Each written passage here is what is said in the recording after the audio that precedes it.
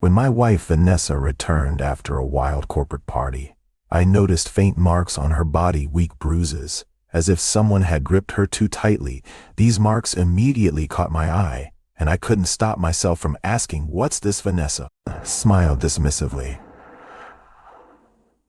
"Oh, nothing. The party was just lively, lots of contests and energetic dancing," she said, glancing at me briefly. "You know how sensitive my skin is. Even the lightest touch leaves a mark." Her words sounded believable, but I caught a hint of something in her voice, something she was clearly trying to hide. This wasn't her first corporate event, but last night's party had taken place at an out-of-town hotel complex for her company. Directors Vanessa worked at a financial firm, so they could afford the kind of lavish celebrations others could only dream of. But surely nothing bad could happen in a crowd of people among colleagues. I tried to reassure myself. Rationally, we had been married for 8 years. We had 5-year-old twin. I had never been jealous of her attending such events, but this time, I couldn't ignore the situation while she was at the corporate party. I was home with our daughters. I was on vacation. I hadn't even considered that something terrible could have happened that night. But the next day I decided not to press her with questions. My suspicions weren't about cheating. What scared me more was the thought that something worse could have happened at the party. I couldn't get those bruises out of my mind. Had someone touched my wife against her will? Was her attempt to brush off the conversation just a way to hide her trauma? I needed to find out the truth early in the morning. I told Vanessa I had errands in the city. I got in my car and drove to the country complex where the party had taken place. The road felt endless. My mind raced through scenarios from silly accidents to something horrifying. I needed to find out what had happened, but how? Upon arriving, I pretended to be a client. A polite receptionist greeted me, and I said I wanted to check out the venue for a corporate event. She offered to show me around. We walked past the lawn, then through the halls, the bar, the dance floor. They also had saunas, a billiards room, and much floor. They also had sauna. More than I noticed security cameras on the walls. Suddenly I realized that these recordings might hold the key. If I could see the footage, I would know what had really happened to Vanessa. "So how do events usually go here?" I asked, trying to sound casual. "I saw you had a big party recently." The manager cheerfully told me about the recent event, mentioning contests and dancing, but nothing specific that could explain my concerns. I was becoming more focused on the cameras. How could I access them? Obviously, I couldn't just ask to see the recordings. I had to stay calm. Maybe it was all in my imagination. I needed to be sure. After touring the complex, I thanked the manager and said, I discussed the details with my boss to make a decision. Leaving the building, I felt desperate. No new clues and no way to access the recordings. But then something unexpected happened. I accidentally bumped into a woman, nearly knocking her over. I apologized, and when we both looked up, I froze. In front of me stood Olivia, my old classmate whom I hadn't seen in at least 10 or 12 years. "Olivia," I exclaimed, still trying to process the coincidence.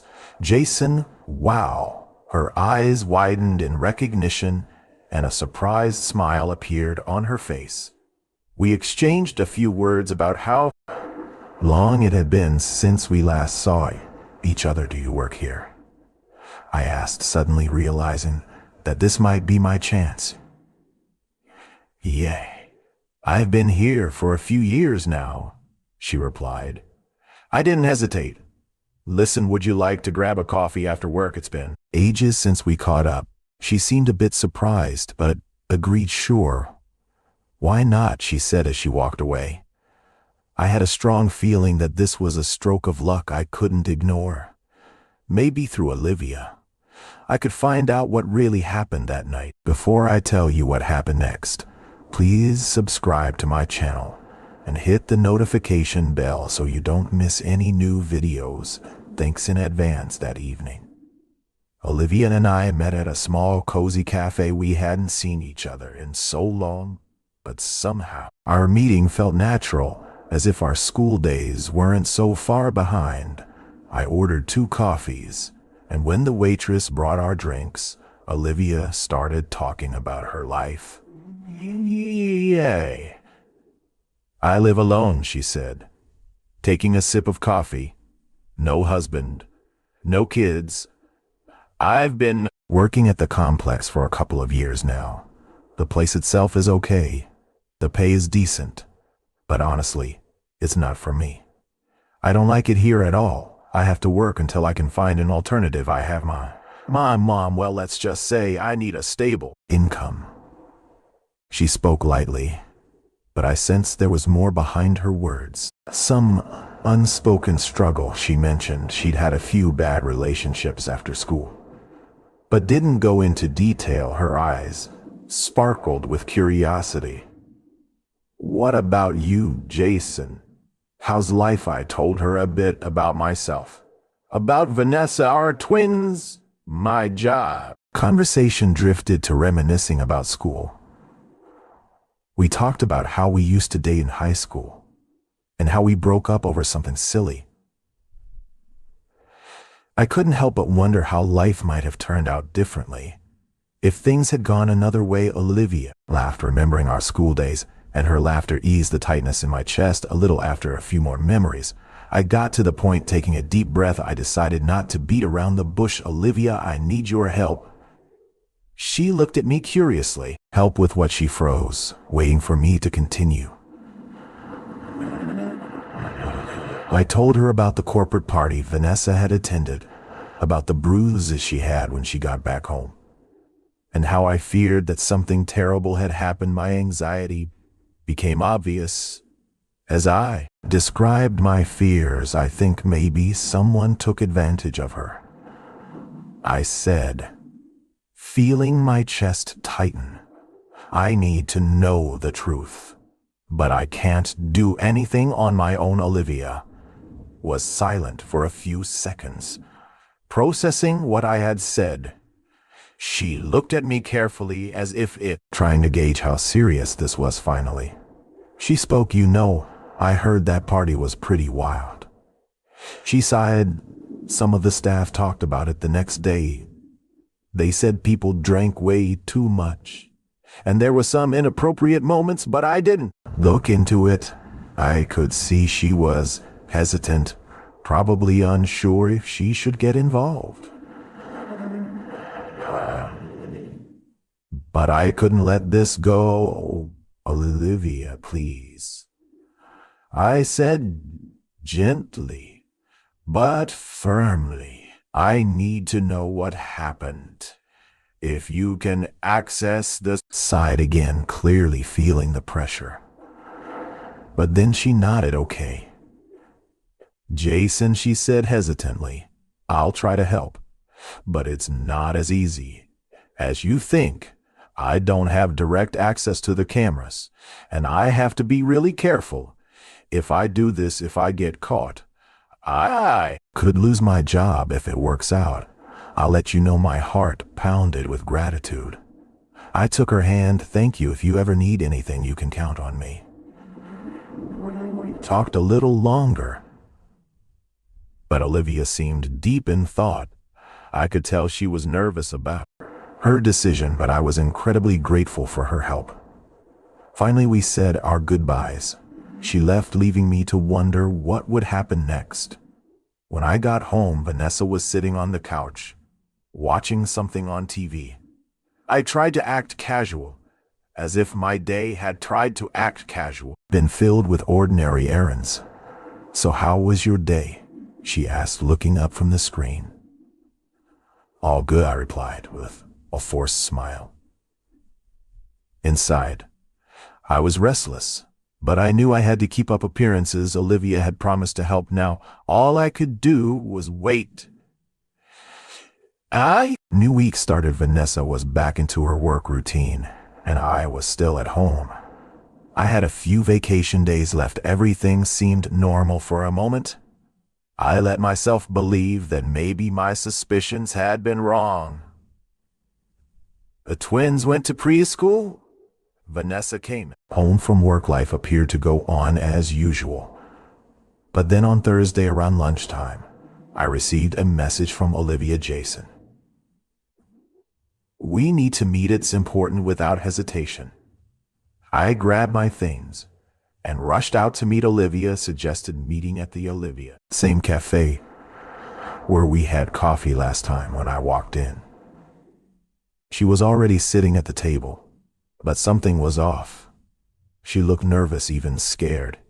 "Hey, Olivia," I said, sitting down. "What's wrong?" She glanced around anxiously before leaning in closer, as if afraid someone might overhear. "Jason, I got the footage," she said, her voice shaking here. "Take it." She quickly pulled out a flash drive and handed it to me. But I noticed her hands were trembling. I took it, and at that moment I felt something was definitely defect. "Wrong? What happened? Are you okay?" Olivia lowered her eyes, struggling to find the right words. "I did what I promised," she began, nervously twisting a napkin in her hands. "But the security guard saw me in the monitoring room. He wasn't supposed to be there. But I wasn't careful enough. And now..."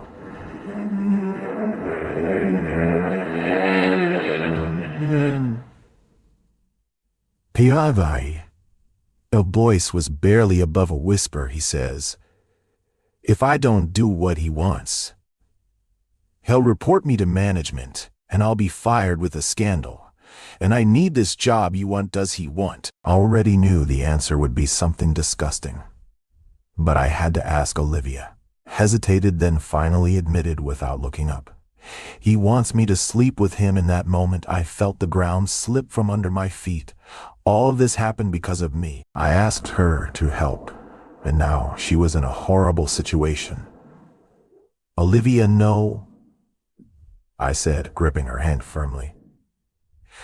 "You don't have to do this. No one has the right to treat you like this." "But do I do?" Her eyes glistened with tears. "If I refuse?" "Need the money, Jason. You understand, I live alone. I only have my sick mother. I have no one else to help me." "Go to hell. I won't let him do this to you." Olivia shook her head, still unsure. "But what will I do? I have bills to pay. I can't afford to be jobless even for a month. I'm already drowning in debt." "There is an option," I interrupted her. "I'll get you a job in my company. I'm in a good position. I'm sure I can arrange something. You'll work in a safe place where no one will threaten or blackmail you, and the salary will be decent." "Can you really do that?" "But what if I'm not qualified? What if I don't know how to do the job?" She looked at me with both worry and hope. "I can, and I'll..."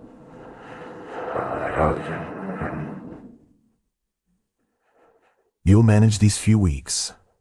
I'll support you financially." Olivia broke down in tears, covering her face with her hands. Her shoulders trembled with suppressed sobs. I could see how close she was to breaking. I knew I had to support her at any cost. "Thank you, Jason. I never expected you to help me so quickly." She choked out through tears. "It'll be okay," I reassured her, trying to sound confident. "You're strong. Well, figure it out together. And as for that security guard, if he keeps bothering you, I'll take care of him." We sat for a little longer, but Olivia still looked shaken before we parted. I reassured her once more that everything would be fine, and that she could count on me. If that security guard kept pushing her, I'd step in when I got home. I tried to stay calm. I still had time before I could watch the footage, but to be honest, I was scared my nerves were already frayed, so I decided to postpone it until the next day. The best thing I could do was call my boss and check if we had any open positions. As always, Dimitri was upbeat and told me that a woman in my department, Anna, was planning to resign since she was moving to another city with her husband. Perfect, I said. I have a replacement, someone I fully vouch for. Dimitri was surprised, but pleased, and said we discuss it when I returned to work. I could hardly wait for the next day. The night was restless. I tossed and turned, drowning in thoughts about what could have happened at that party. Vanessa and the kids thankfully didn't notice my tension. I did my best to act normal, but inside, I was a storm of anxiety and anticipation. On Friday, when Vanessa left for work, and the girls were at school, I finally took out my laptop and inserted the flash drive. My fingers trembled as I began opening the files. I had no idea what to expect, but with each passing minute, the tension grew. The footage started from the beginning of the party. Everything seemed innocent, an abundance of alcohol and contests. The wife looked happy, carefree, and slightly tipsy, but not out of control. However, as the evening went on, the atmosphere started to shift. Alcohol contests became increasingly provocative and vulgar, and the mood of the participants clearly escalated. I froze when the footage showed Vanessa laughing, clearly drunk, dancing among her colleagues. Her behavior became more uninhibited, her movements too bold, too loose. I had never seen her like this. She let others touch her too freely, and her smile never faded. But the real nightmare began later. Vanessa and her female colleague, along with two men, headed towards the sauna. The camera captured the entrance, and through the glass door, I could see only a small part of the room. My heart pounded violently. I couldn't tear my eyes away from the screen, even though I knew I wasn't ready for what might come next. Vanessa entered first, still laughing and joking with the men behind her. Her colleague followed, then the two men. I tensed even more when I saw my wife leaning against the glass door, moving rhythmically behind her. Stood one of the men. I couldn't tear my eyes away from her face. There was no fear, no resistance. On the contrary, she looked pleased. Then two more men approached the sauna. The first one, who opened the door, immediately dropped his towel and without hesitation joined in. Vanessa laughed in response and encouraged their roaring participation with her actions. Then they moved to the part of the room that the camera couldn't capture. My heart shattered. After some time, the whole group left the sauna. Vanessa looked relaxed, content, her face glowing with happiness. She hugged two of the men, and they went back to drinking. At that moment, I understood everything. In the sauna, they weren't just sitting and sweating. Vanessa, her colleague, and four men. It was a group encounter. And judging by her face, she did it willingly. My hands shook as I closed the laptop. Rage, pain, and despair overwhelmed me. How could this have even happened? Why? After watching the video, I made a decision. I quickly packed clothes for the girls, picked them up from preschool, and took them to my mother. I explained that Vanessa and I had urgent matters to deal with, and asked her to watch them for a few days. And mother didn't ask questions. She saw I wasn't myself and simply nodded, giving me a reassuring pat on the shoulder. I was grateful for her silence. When Vanessa came home, she was surprised to find the girls weren't there. Where are the girls? She asked, watching me cautiously. I took them to my mom's for a few days, I said, evenly hiding the storm raging inside me. We need to talk, Vanessa froze. She clearly sensed something was wrong, but tried to stay calm. What do you want to talk about? She asked, carefully sitting on the couch. I grabbed a chair and sat across from her. My chest burned, but I decided to give her a chance to explain about the corporate party. I said quietly, watching her reaction about what happened there, about the bruises I saw when you came home. Her face tensed slightly, but she quickly composed herself. Jason, you know there were contests dancing. The party was very active. I probably got those marks from random touches. Random touches, I repeated, struggling to contain my anger. Vanessa stopped dodging. I know the truth, but she kept playing her game. What truth are you talking about? Her tone was still calm, but I saw her growing tense. I clenched my fists. I know what happened in the sauna, I said, feeling the blood freeze in my veins. I know about the group encounter. You and 4 men. Stopped pretending. Her face went pale. She jumped up, her eyes burning with a mix of fear and defiance. Jason, what happened in the sauna? She yelled, frantically trying to defend herself. I was drunk. I don't remember anything. You don't remember? I repeated sarcastically, barely containing my rage. Then how do you explain this? I opened my laptop and showed her a clip of the video where she stood leaning against the sauna door.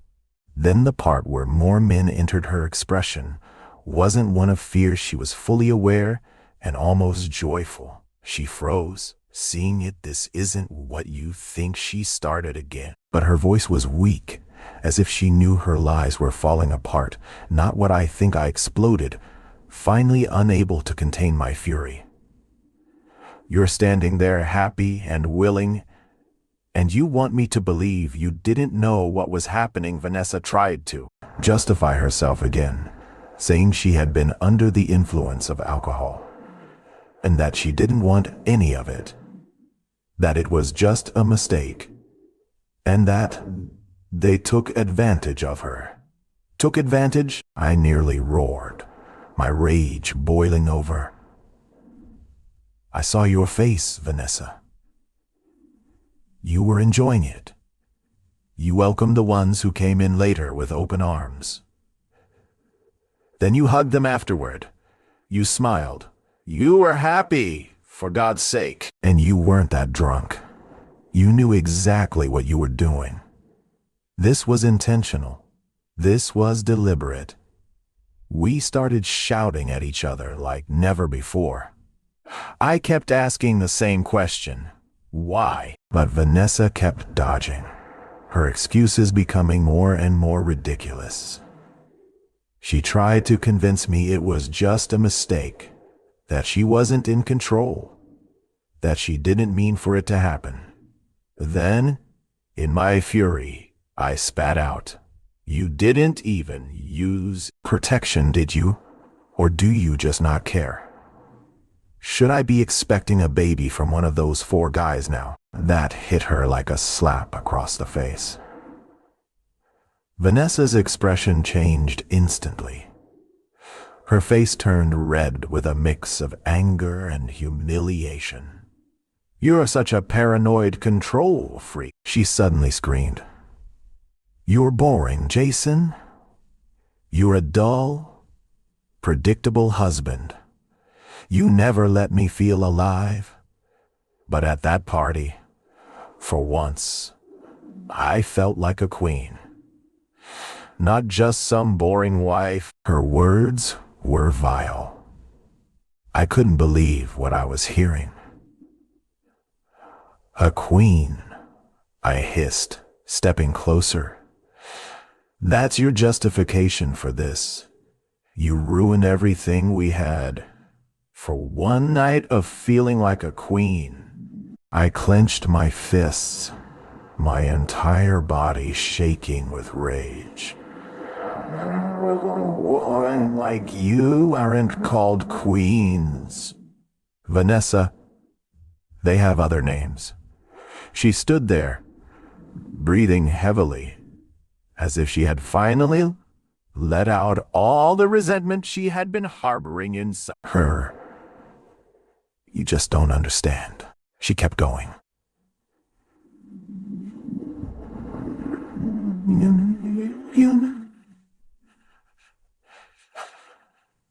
I was tired of just being a wife and a mother. I wanted to feel desired, free. Just for one night, I couldn't take listening to this nonsense anymore. My fists were clenched so tightly, my nails dug into my palms. We're getting divorced, Vanessa. I can't live with you after this. For the first time, she seemed truly shaken. Jace, it was just a mistake. Everyone cheats at some point. You probably have a mistress too. Just better at hiding it. I just repeated, coldly and clearly. We're getting divorced. She cried, clutching at me like she could hold our marriage together with her hands. We can't destroy our family over this. We can fix it. We can move past this for their sake. I stood firm, teeth clenched. Do you really think I want to be a pathetic fool, staying married to a woman who did this? I asked icily, pushing her hands away. This isn't a family anymore. Vanessa, you destroyed it. She kept begging, her voice breaking between pleas and accusations, but I had already stopped listening. It was over. That night, we slept in it. Separate rooms. I was emotionally drained, but determined. I had already started the divorce process. The girls were still at my mother's. I didn't want them to see any of this. The house felt tense, suffocating, and Vanessa, though she tried to act composed, was clearly spiraling into despair. As I packed my things, preparing to leave, I accidentally came across a fresh medical document among Vanessa's papers. My heart pounded faster as I read the diagnosis: a sexually transmitted infection. Not deadly, but certainly unpleasant. She had caught something from those men in the sauna that crushed me even more. But I wasn't about to let this go unanswered. Quietly, I started investigating. Through social media, some discreet contacts, I tracked down the wives of the men Vanessa had been with. Without revealing my identity, I sent them screenshots from the security footage along with a subtle suggestion to have their husbands tested for STDs. It was my silent but deeply satisfying revenge. Meanwhile, the divorce process moved forward. But as usual, the system favored the mother. The court ruled that the twins would live with Vanessa. But in reality, she was barely holding it together. She sank into depression, frequently leaving the girls with my parents. I made sure to take them every weekend. By this time, Olivia had already started working at my company. She was beyond grateful for the opportunity. And she turned out to be not just a talented and responsible employee, but someone who truly belonged in a better place. She blossomed. They say. Something else started to grow. After my divorce was finalized, Olivia and I spent more time together. It felt like we had rewritten our past mistakes and given fate another chance. She was kind, supportive, and she understood me in a way no one else ever had. More importantly, she welcomed my daughters with open arms, and they quickly grew to love her. Now, I had my girls with me more often, and they adore spending time with Olivia. Together, we built a home filled with happiness, warmth, and peace. Something I had forgotten was possible. As for Vanessa, she became nothing but a chapter in my messy past. I had moved on. My future was with someone who truly loved and respected me. 3 years have passed. I no longer dwelled on that day when everything turned upside down. Occasionally, a memory from the past would resurface, a forgotten photograph or a fleeting recollection in a conversation. But it no longer caused pain. Life had moved on. I finalized the divorce, and Vanessa remained a distant chapter in my past. She eventually found her own way, but that was no longer my concern. Our daughters stayed with me more often, and they thrived in a home filled with stability and warmth. Olivia became an integral part of our lives. What started as an old friendship rekindled into something more, something genuine and grounded in mutual respect and understanding.